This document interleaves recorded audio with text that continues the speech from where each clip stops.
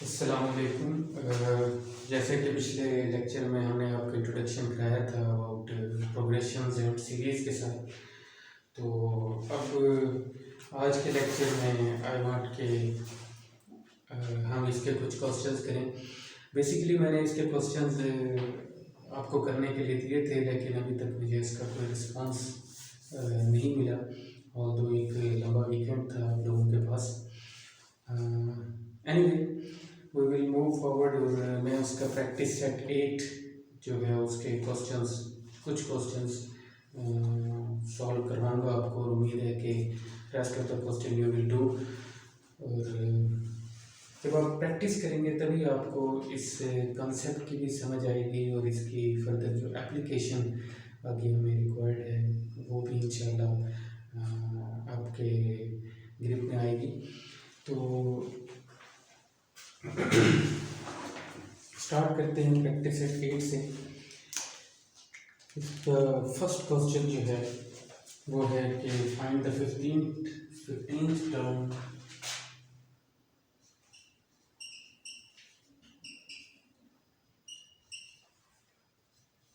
First question है वो कहते हैं कि find the 15th term of a series. जो सीरीज है वो है 1, 4, 7, 10 एंड सो ऑन। तो वो कहता है कि आप इसकी 15 टर्म निकालें, यानी ए 15 क्या होगा ये उसने पूछा है, और साथ ही उसने कहा है कि इसका सम अप टू 18 टर्म्स यानी S18 क्या होगा, ये भी उसने आपसे पूछा है। तो इस क्वेश्चन को सॉल्व करते हैं, कोई मुश्किल नहीं है। बेसिकली हमें अगर अरिथमेटिक सीक्वेंस का पता है या ज्योमेट्रिक सीक्वेंस दोनों को पता है, तो हम पहले तो ये अंदाज़ा लगाएंगे कि ये सीक्वेंस कौन सा है, राइट। तो लेट्स ट्राई के हम चेक करते हैं क्या ये अरिथमेटिक सीक्वेंस है। कैसे पता लगेगा? ऐसे पता लगेगा, हम देखेंगे इसकी फर्स्ट टर्म क्या है, A1, जिसे आप सिंपली ए भी कहते हैं, ये 1 है, राइट। अच्छा, A2 क्या है, ये 4 है। A3 क्या है, ये 7 है, राइट। अच्छा, अब अगर ये अरिथमेटिक प्रोग्रेशन है, तो क्या होगा कि A3 माइनस A2 जो है वो बराबर होगा A2 माइनस A1 के, यानी डिफरेंस कांस्टेंट चल रहा होगा तमाम टर्म्स के दरमियान। तो मैंने बेसिकली इन 3 टर्म्स को लिया है, और अगर उन 3 टर्म्स में मुझे हर कंसेक्यूटिव 2 टर्म्स का डिफरेंस इक्वल नजर आ रहा है, तो इसका मतलब है यही चल रहा होगा आगे। तो A3 हमारा है 7, A2 हमारा है 4, और इसका जवाब आता है 3, डिफरेंस 3 का है। अच्छा, हम लेफ्ट हैंड साइड पर हमने ये किया 7 माइनस 4 इज इक्वल टू 3। अब हम राइट हैंड साइड पर चेक करते हैं, यानी ये वाली जो है इसका क्या आंसर आता है। A2 हमारे पास है 4 और A1 है हमारे पास 1, तो आंसर इसका भी 3 आ रहा है। इसका मतलब है कि लेफ्ट हैंड साइड और राइट हैंड साइड बराबर है, तो ये अरिथमेटिक प्रोग्रेशन है। अरिथमेटिक प्रोग्रेशन को चेक करने के लिए हमने ये सारा किया, राइट। अगर ये बराबर ना आ रहे होते तो हम चेक करते क्या ये ज्योमेट्रिक प्रोग्रेशन है। तो उसके लिए क्या करते हैं, उसके लिए फिर हम जब कोई ज्योमेट्रिक प्रोग्रेशन को चेक करेंगे तो आपको पता लग जाएगा। फिलहाल हमने पहले ही टेस्ट किया कि अरिथमेटिक प्रोग्रेशन है, तो जवाब आया हाँ अरिथमेटिक प्रोग्रेशन है। अच्छा, अब A15 निकालनी है। हम जानते हैं कि अरिथमेटिक प्रोग्रेशन में कोई भी टर्म n निकालनी हो तो उसका फार्मूला होता है a plus n minus 1 multiply by D. इस पर्टिकुलर केस में हमें 15th टर्म निकालनी है। 15th टर्म निकालने के लिए हमें क्या कहते हैं, ए पहली टर्म A1 जिसे आप कहते हैं A1, n 15 है, ओके। डी डिफरेंस, यहाँ पर हमने चेक किया डिफरेंस क्या है, तो डिफरेंस यहाँ से हमें पता लगता है कि क्या आ रहा है कि हम कोई सी 2 टर्मों का जब गैप लेते हैं वही डिफरेंस होता है। तो ये डिफरेंस जो इस केस में है वो 3 है, A1 है और D3 है। अब A15 निकालनी है, A प्लस अच्छा, यहाँ पर मैं वैल्यूज पुट कर देता हूँ कि 1 हमारा ए है प्लस 15n है माइनस 1 फार्मूले का आया और डिफरेंस 3 है, right. So 1 plus 42 that is equal to 43। तो जो इसकी 15th टर्म होगी वो 43 है, राइट। इसको इस तरह से चलाते जाएं, 1 4 7 10 13 16 19, राइट, 22 और इसी तरह से आगे चलते चलते 43 इसकी एक 15 टर्म आएगी तो 43। नेक्स्ट पार्ट में उसने कहा है, अच्छा ये एक पार्ट सॉल्व हो गया, ये वाला जो था ये सॉल्व। नेक्स्ट पार्ट में उसने कहा है कि sum up to 18th term क्या होगा, राइट, ये क्या होगा। इसके लिए आपके पास फार्मूला है अरिथमेटिक प्रोग्रेशन में सम ऑफ द सीरीज निकालने का, that is n/2 into 2a plus n minus 1b। अब इसके लिए जो चीज़ें आपको चाहिए, n 18 है, a 1 है, t 3 है, तो ये वैल्यूज पुट करेंगे इसमें, s up to 18 terms would be equal to 18/2 into 2 multiply by 1, ये हमारे पास 1 है, प्लस 18 माइनस 1 मल्टीप्लाई बाय जो डिफरेंस है 3। ओके, इसको सिंप्लीफाई करें, this is 9, this is 2, this is 51,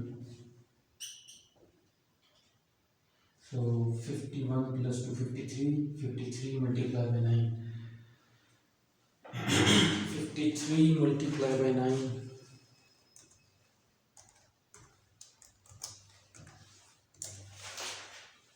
477। Sum of 18 terms जो है वो 477। Okay, this is the second answer required in this question. So ये आपका क्वेश्चन नंबर 1 था जो एज अ प्रैक्टिस मैंने आपको करके दिया। हम मूव करते हैं इसके नेक्स्ट क्वेश्चन की तरफ। क्वेश्चन नंबर 2, इसका उसने क्या, find the sum of the series, और साथ ही उसने तकरीबन कोई 6 के करीब डिफरेंट सीरीज दी हुई हैं। ये यकीनन मिक्स होंगे, इसमें कुछ अरिथमेटिक होंगी, कुछ ज्योमेट्रिक हो सकती हैं। तो एनीवे इनमें से एक क्वेश्चन जो कि क्वेश्चन नंबर 2 है, इसका पार्ट 2, क्वेश्चन नंबर 2 का पार्ट 2 है, इसको मैं सॉल्व करूँगा।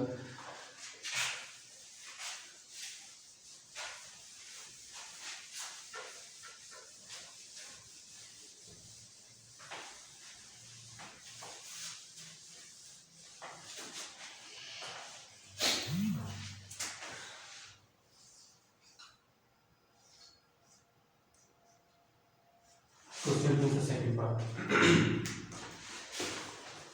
and this is एक आपको सीरीज गिवन की है जिसमें के फर्स्ट टर्म है 6 इंटू 1/2, दूसरी टर्म है, ये कॉमन सेपरेटर के तौर पे यूज कर रहा हूँ, दूसरी टर्म है 5, तीसरी टर्म है 3 1/2 और नेक्स्ट टर्म जो है वो 2 है, फिर उसके बाद 1/2। ओके,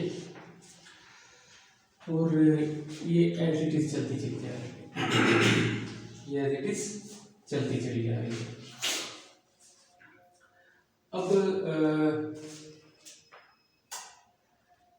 लेट्स ट्राई कि कौन सी सीरीज है हमने इसका निकालना कि हमें निकालना है सम अप टू 15 टर्म। उसने कहा है कि सम निकालना है इसका सीरीज का, और हर सीरीज के साथ उसने बताया है कि कितनी टर्म्स का सम निकालना है अपने। S15 निकालना है, सम ऑफ द 15 टर्म्स। तो पहले तो हम ये चेक करते हैं सीरीज कौन सी है। आपको A1 जो गिवन की गई है वो 6 इंटू 1/2 है, A2 जो आपको गिवन की गई है दैट इज 5, A3 जो आपको गिवन की गई है दैट इज 3 इंटू 1/2। अच्छा, इसको आप ऐसे भी लिख सकते हैं 6.5, 5.00 या 5.0 और 3.5। ओके, अब मैं क्या करता हूँ, मैं करता हूँ कि A3 माइनस A2 क्या आंसर आता है। A3 है 3.5 माइनस A2 हमारे पास है 5, तो आंसर आया -1.5। अब मैं करता हूँ A2 माइनस A1। A2 मेरे पास है 5 और A1 मेरे पास है 6.5, आंसर क्या है -1.5। तो डिफरेंस सेम आ रहा है, इसका मतलब ये अरिथमेटिक सीरीज है विद डिफरेंस -1.5।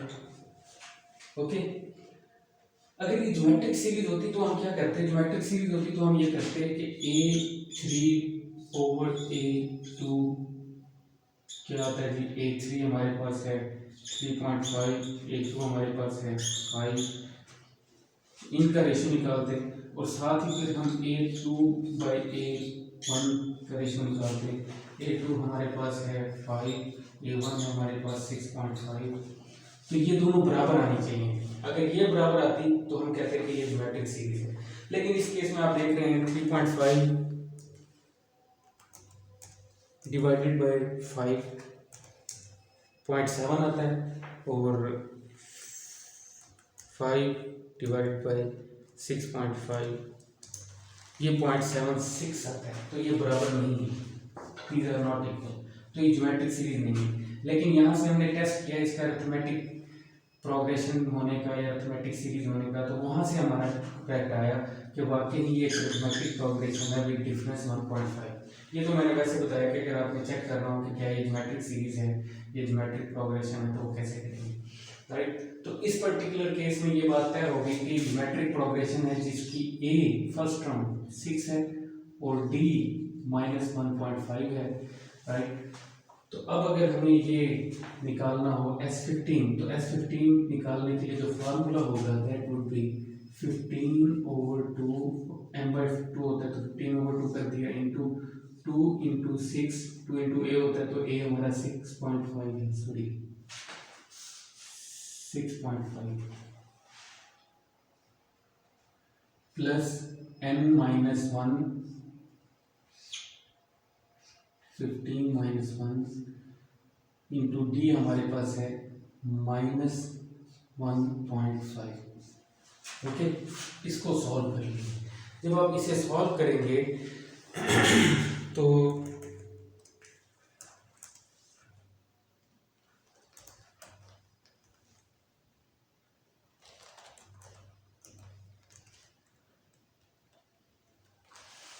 इसका जो सम आएगा दैट वुड बी -60, राइट।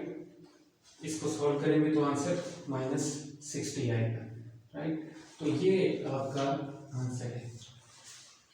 अच्छा, व्हाइट बोर्ड छोटा होने की वजह से मुझे कुछ चीज़ें यहाँ पर करनी पड़ रही हैं, ऑलरेडी डिस्टॉर्ट तो हो रहा है, बट आई थिंक अगर आप इसे फोकस के साथ देखें इस वीडियो को तो आप इसे सॉल्व कर लेंगे और इस चीज़ की समझ भी आपको आ जाएगी।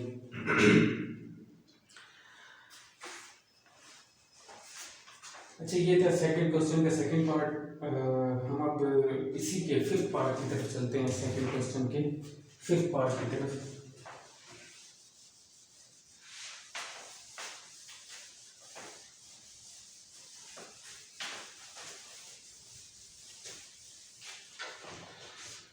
सेकंड क्वेश्चन का फिफ्थ पार्ट है, इसमें भी एक सीरीज गिवन की हुई है।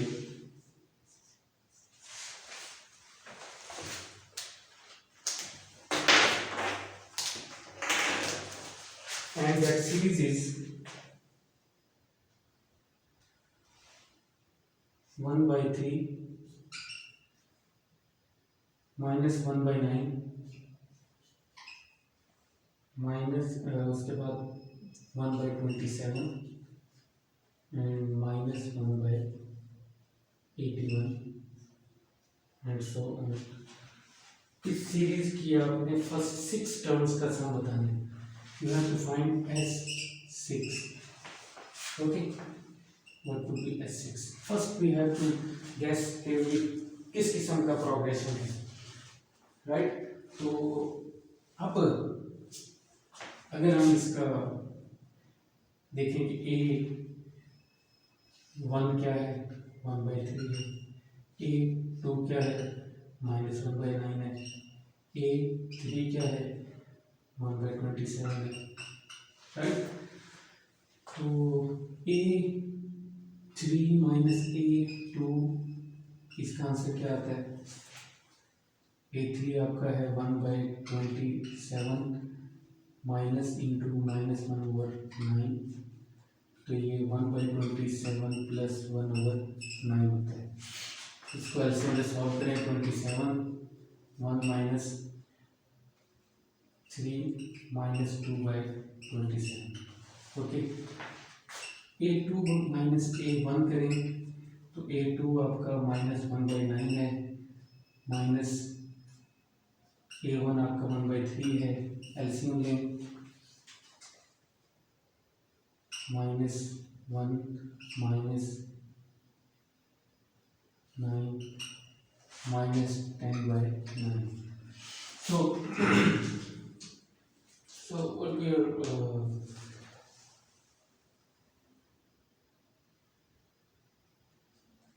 ये 4/27 है और ये -10/9 है। तो डिफरेंस तो बराबर नहीं है यार, इन दोनों का डिफरेंस और इन दोनों का डिफरेंस सेम नहीं है। आप देख रहे हैं जो -10/9 है और ये 4/27, so difference is not the same. तो इसका मतलब ये अरिथमेटिक प्रोग्रेशन नहीं है। अब हम इसकी रेशियोज चेक करते हैं। A3 डिवाइडेड बाई A2 क्या आंसर आएगा, A3 आपके पास है 1/27 ओवर A2 आपके पास है 1/9, this is equal to 9/27, this is equal to -1/3। अब हम A2 ओवर A1 करके देखते हैं। A2 हमारे पास है -1/9 और A1 हमारे पास है 1/3, it is equal to 3/9 minus it is equal to 1/3 minus. तो रेशियो सेम आ रहा है, तो रेशियो सेम आ रहा है तो इसका मतलब है, और रेशियो क्या आ रहा है -1/3। तो इस पर्टिकुलर टेस्ट से हमें पता लगा कि ये एक ज्योमेट्रिक प्रोग्रेशन है विद रेशियो यानी R इज इक्वल टू -1/3।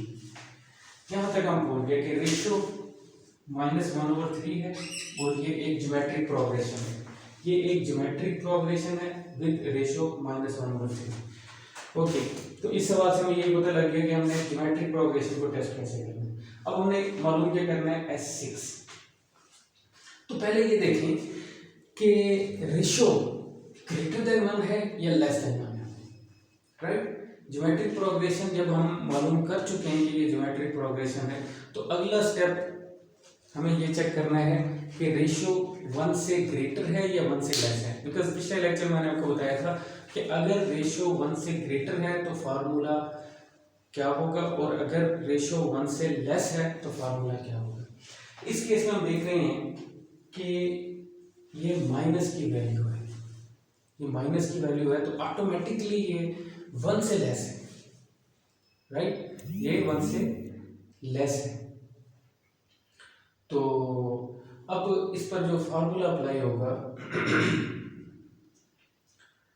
वो बेसिकली क्या होगा, अब चूंकि हमने रेशियो कैलकुलेट कर ली तो हम ये इरेज कर देते हैं।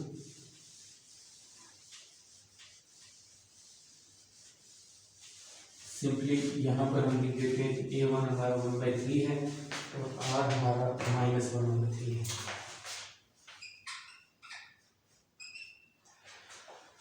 तो हम जानते हैं कि ज्योमेट्रिक प्रोग्रेशन में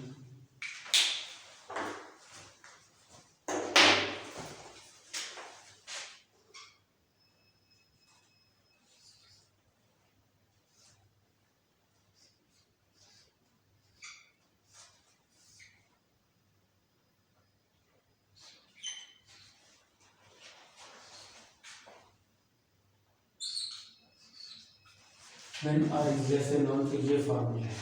अब इस फार्मूले में वैल्यू पुट करते हैं, Sn would be equal to A1/3 है, 1 माइनस R -1/3 है, raised to power n N हमारा यहाँ पर 6 है, whole divided by 1 minus into -1/3। So ratio -1/3 हर जगह r की जगह -1/3 आपको नजर आ रहा है, बाकी ये माइनस जो था ये एज इट इज फॉर्मूले का नजर आ रहा है, right. Now we are going to solve it. इसे कैलकुलेटर से सॉल्व करना चाहें कैलकुलेटर सॉल्व कर लें।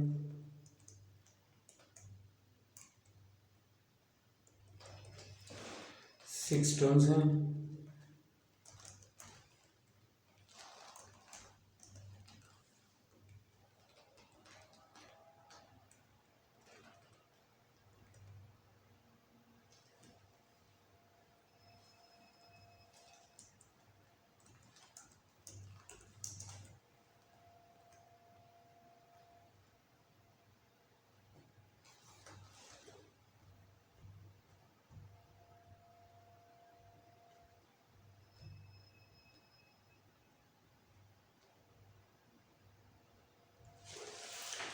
तो इसका जो सम आएगा दैट इज 0.2497।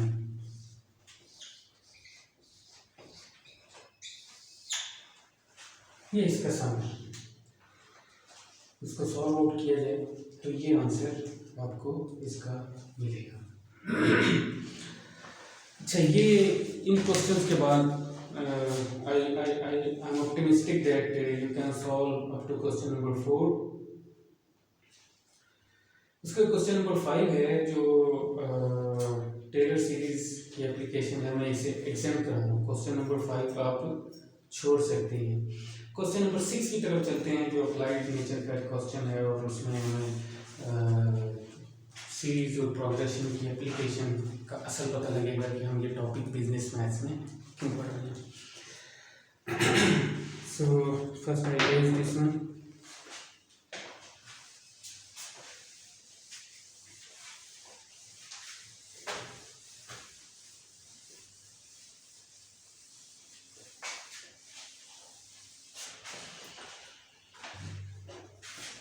सिक्स क्वेश्चन में वो कहते हैं कि Ahmed saves ₹8 in the first week and ₹10 in the second week and continues to increase his saving by ₹2 each week. What would be his total saving at the end of the year? A year is consist of 52 weeks. अब बड़ा ही simple लेकिन applied nature का question है। Question number 6 इसमें कहता है कि अहमद पहले हफ्ते में, साल के पहले हफ्ते में 8 रुपीज सेव करता है, 8 सेकेंड वीक में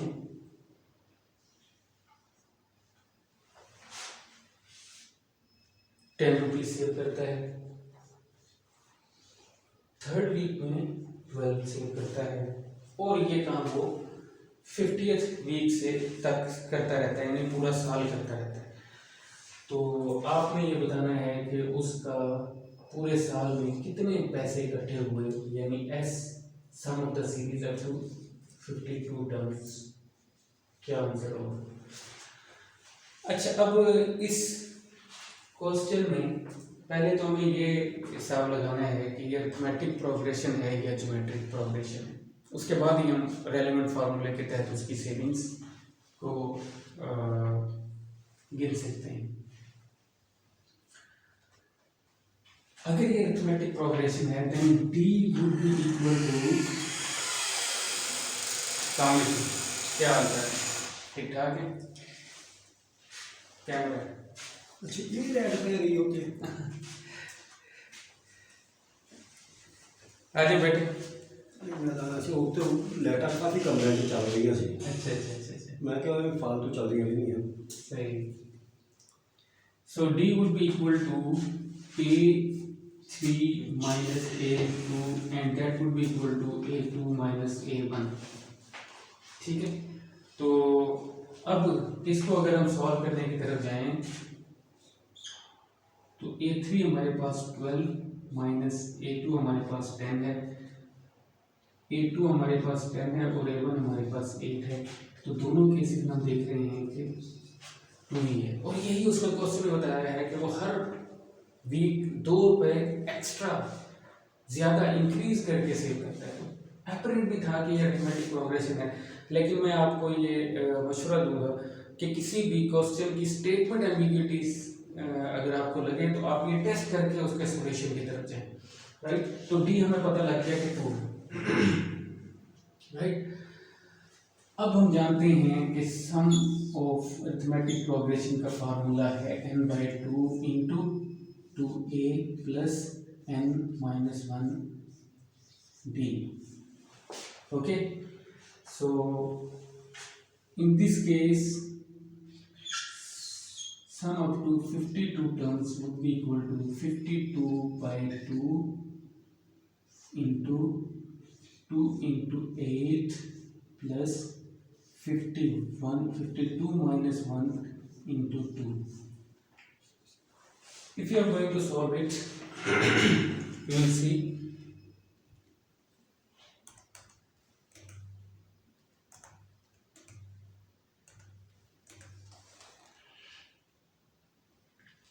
जो इसका Sn आएगा that would be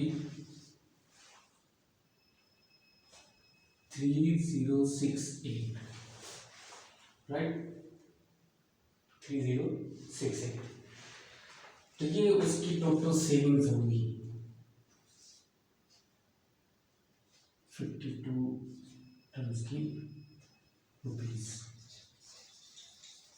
तो क्वेश्चन में चूंकि unit million of unit rupees दिया हुआ उसमें, तो हम आंसर के साथ ये रुपीस लिख के 2 लाइन लगा देंगे। तो ये हमारा फाइनल आंसर है।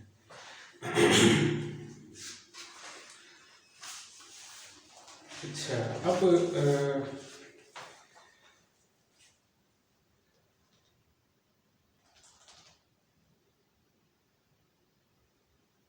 क्वेश्चन नंबर 7 आप सबसे करेंगे।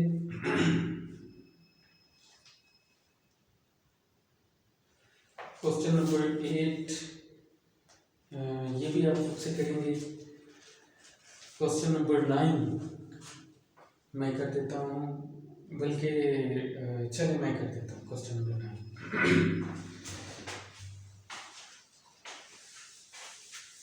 ये जो मैं क्वेश्चन आपके करने के लिए छोड़ रहा हूँ, इनका मुझे फीडबैक चाहिए कि ये क्वेश्चन आपसे सॉल्व हुए या नहीं, राइट।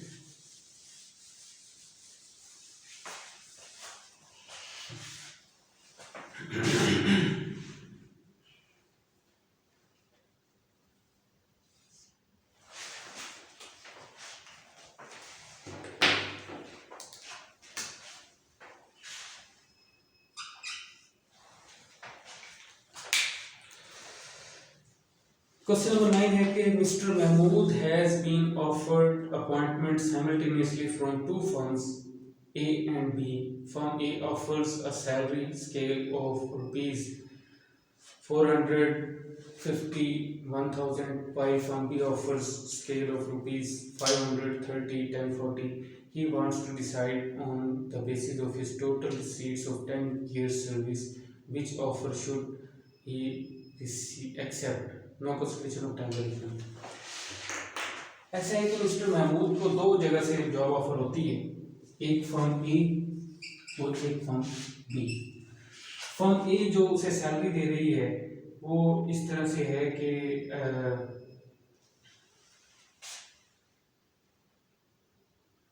उसका स्केल सरकारी नौकरियों का जो ऐड आता है उसमें इसी तरह से गिवन होता है। 500 रुपीज़ से स्टार्टिंग होगी, 30 रुपये सालाना इंक्रीमेंट होगा और 1040 तक की बढ़ेगी, उसके बाद इतनी ही रहेगी, राइट, मजीद आगे नहीं बढ़ेगी। दूसरी जगह से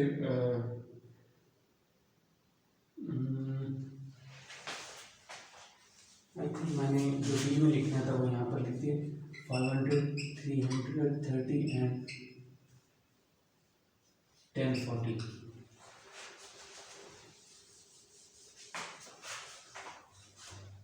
फर्म ए जो ऑफर कर रही है वो है 450, 1000। अब वो 10 साल तक नौकरी करना चाहता है। आप ये बताएं कि उसे किस जगह से ज़्यादा इनकम होगी, कौन सी नौकरी वो एक्सेप्ट करे। देखिए ये जो है, ये फर्स्ट में जो गिवन है दिस इज स्टार्टिंग सैलरी, और दरमियान में जो है ये है एनुअल इंक्रीमेंट, और ये वाला जो लास्ट में अमाउंट दी है ये है मैक्सिमम सैलरी, और उसके बाद इतनी ही रहेगी, बढ़ेगी नहीं, राइट। तो ये एक तरीका पहले तो इस चीज़ को पढ़ने का। अच्छा, अब आप देख रहे हैं कि यहाँ पर स्टार्टिंग सैलरी 400 है, 50 का इंक्रीमेंट 1000 तक जाएगी, और यहाँ पर 500 स्टार्टिंग सैलरी है, 30 का इंक्रीमेंट है, और 1040 तक जाएगी। उसने नौकरी करनी है 10 साल तक। पहले तो हम ये देखते हैं कि अगर हम इसे एनुअलाइज करें, सालाना तौर पर करें, तो उसे कैसे ज्वाइन करना चाहिए। इसे 12 से ज़रब दें, 4800, ठीक है, और इसे 12 से ज़रब दें 600, और इसे 12 से ज़रब दें 12,000। ये उसका सालाना हमने कर दिया कि 10 साल तक, पहले साल इसे 4800 मिलेगी, और अगले साल 4800 जमा 600 मिलेगी, ठीक है, और उससे अगले साल फिर 4800 जमा 600 जमा 600 मिलेगी, यानी डिफरेंस 600। इसी तरह हम इसे करते हैं।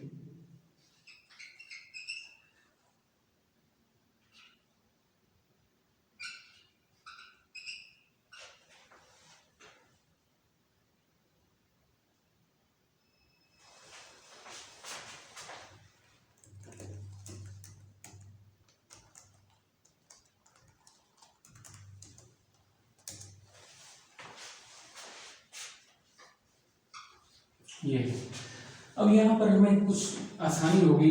A1 4800 और D600, ये D है, ये A1 है, हमने S10 निकालना है। यहाँ पर A1 6000, D 360, और हमने S10 निकालना है। 10/2 2 into 4800 plus 9 into 600। इस पर्टिकुलर केस में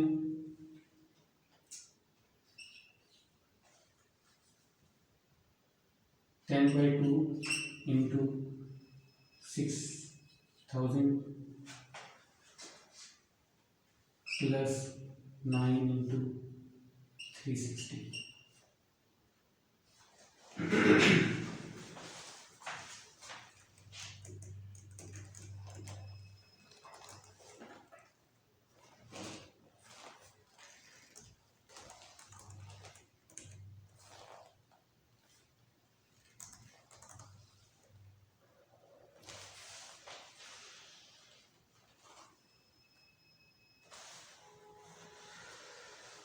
अगर वो नौकरी करता है तो उसे 10 सालों में 75,000 रुपये इनकम होगी।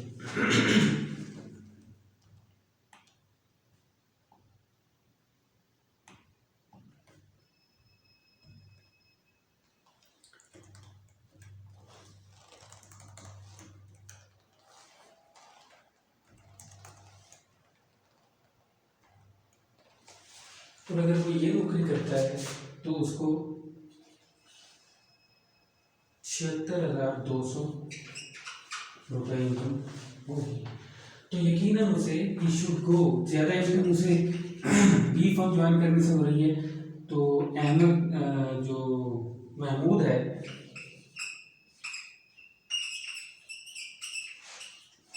Should join from B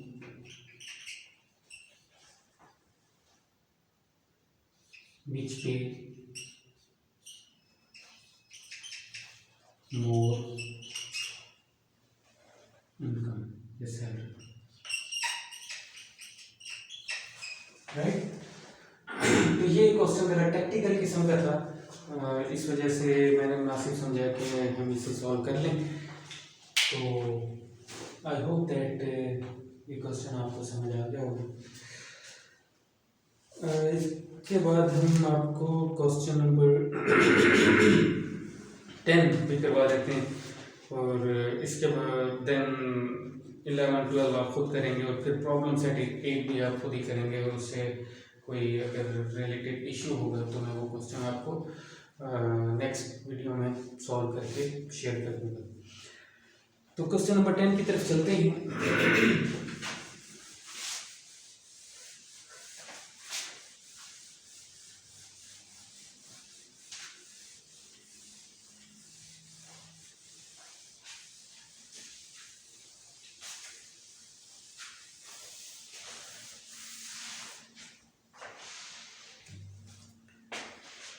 question number 10 है कि mister Anwar started a business on a small scale and earn ₹100 in first month. Thereafter, in every following month, he earned 20% more than the preceding months. What was his total income for the year? Mister Anwar ने एक business start किया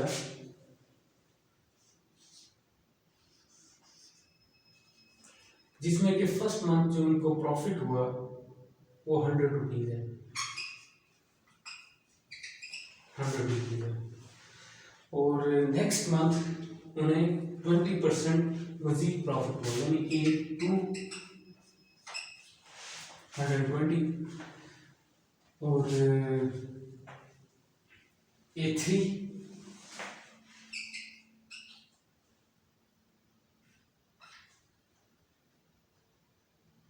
120 multiplied by 120 plus 120 multiplied by 0.2 यानी 20%। ठीक है, तो ये इसको आप इस तरह से भी लिख सकते हैं 120 इंटू 1 प्लस 0.2 यानी 120 इंटू 1.20, राइट, ये था। अच्छा, ये जो 120 है ना, ये मैंने निकाला 100 को मल्टीप्लाई किया, पहले तो 100 बेस वाला प्लस 100 को मल्टीप्लाई किया 0.2 यानी 20% से। तो इसको मैं अगर 100 कॉमन ले लूँ तो 100 इंटू 1.2 भी लिख सकता हूँ। तो ये दूसरे साल का प्रॉफिट है, पहले साल को 1.2 से मल्टीप्लाई करके, और तीसरे साल का प्रॉफिट आया दूसरे साल को 1.2 से मल्टीप्लाई करके। तो एनीवे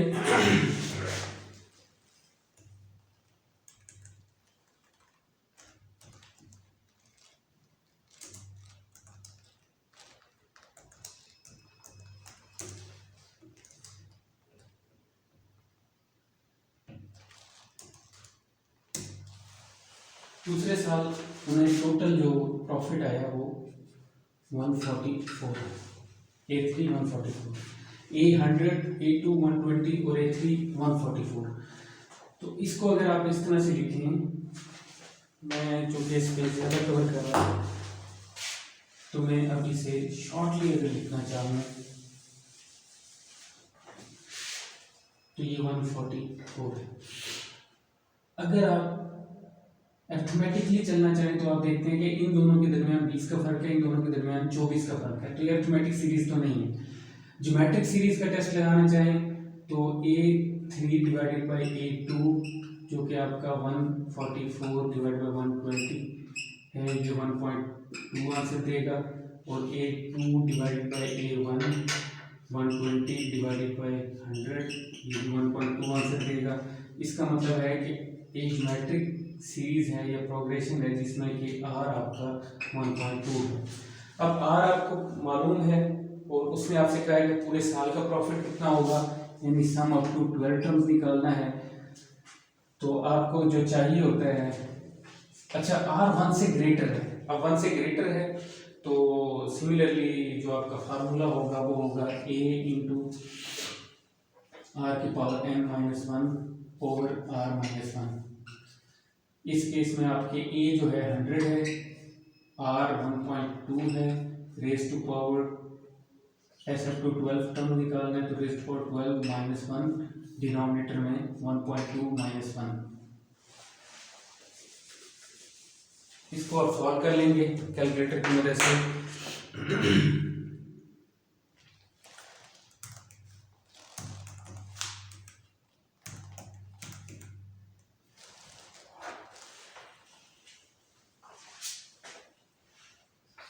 पूरे साल यानी 12 टर्म्स का उसका प्रॉफिट आएगा 3,958। 3958. Okay, so this is the answer after simplifying this one. This is about your exercise of chapter 6, which is progression and series, and हमने प्रैक्टिस सेट को कवर करने की कोशिश की है। इसका 11 and 12 क्वेश्चन आप खुद से करेंगे। अगर कोई मसला होगा तो हम उस पर आपकी रहनुमाई कर देंगे। इसके बाद प्रॉब्लम सेट 8 है, वो आप खुद से सॉल्व करेंगे, और उसमें भी कोई मसला होगा तो आप उसमें भी मेरे से हेल्प ले सकते हैं। और इसके साथ ही हमारा चैप्टर 6 कंप्लीट हो जाएगा जैसे हम ये क्वेश्चन क्लियर कर लेंगे। तो उम्मीद है कि ये वीडियो हेल्पफुल होगी आपको इस चैप्टर को कवर करने के लिए। और इसके बाद हम इस वीक में इसी चैप्टर से रिलेटेड आपके क्वेश्चन सॉल्व करेंगे, और नेक्स्ट वीक में हम आपको नेक्स्ट चैप्टर की तरफ लेकर जाएंगे जो कि डेरिवेटिव से रिलेटेड है। Okay, thank you very much. Hope so you are fine and you will do the work with your determination. Love.